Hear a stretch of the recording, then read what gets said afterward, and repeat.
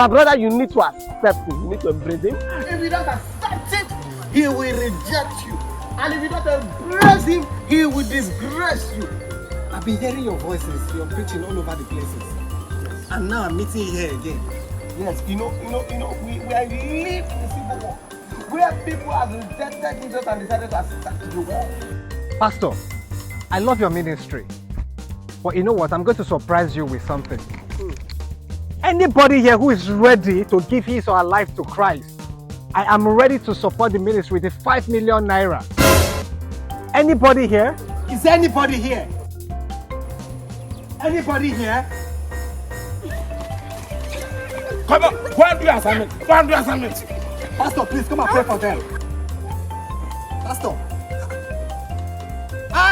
Pastor! Jesus! Even you! I'm a bloody sinner. All I sin, I come short of the glory of God.